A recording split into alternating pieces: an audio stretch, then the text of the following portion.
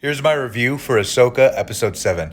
Spoilers ahead, you have been warned. Ahsoka Episode 7 for me personally was the weakest of the series, but I absolutely appreciated the fan service moments.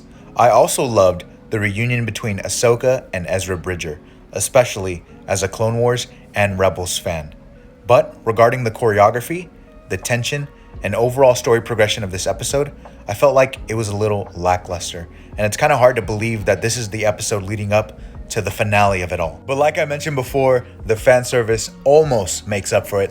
I loved seeing my boy C-3PO, Return of the King, baby. You bow to no one. Loved seeing him. Once again, Hayden Christensen as Anakin Skywalker, the GOAT, in Clone Wars Jedi armor. His recordings, training Ahsoka, this made my night.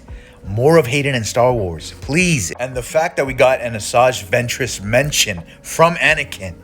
Because what I say, getting an Asajj Ventress mention was absolutely crucial, especially since we're dealing with the Witch Kingdom and Night Sisters.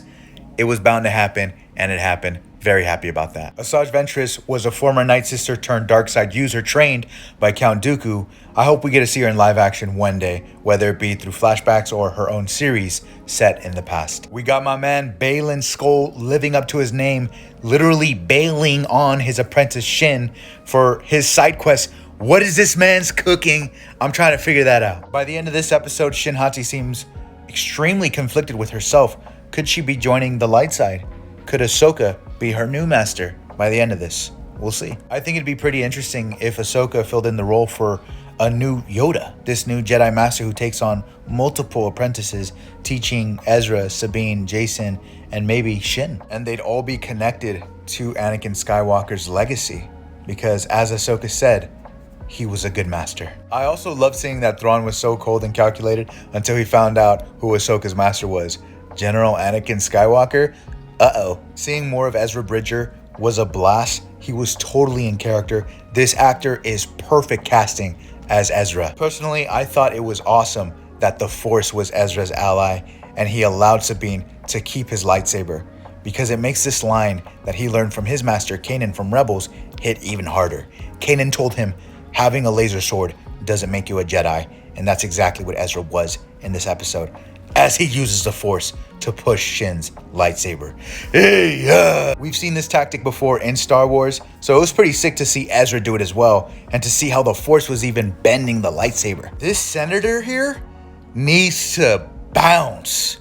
Bro is goofy. Shut up. This bro is an Imperial for sure. Bro's annoying. Tired of this guy. Alright, last thing I wanted to say was that I found it kind of funny during the reunion that Ahsoka was like, "You think I'd miss this reunion?" When she was telling Sabine the entire time to not let her feelings get in the way of doing what's right. Meaning, don't go search for Ezra because you're just going to bring Thrawn back. I thought this was hilarious. And I also felt like their interaction, Sabine and Ahsoka, was kind of weird. Because Sabine was like, "I thought you were dead." Like, shucks. I guess I was wrong. It just felt, I don't know, it just felt kind of silly to me, and they moved on pretty fast from the consequences of episode 5, but hey, yeah, I don't know. What did you think about Ahsoka episode 7? Let me know in the comments.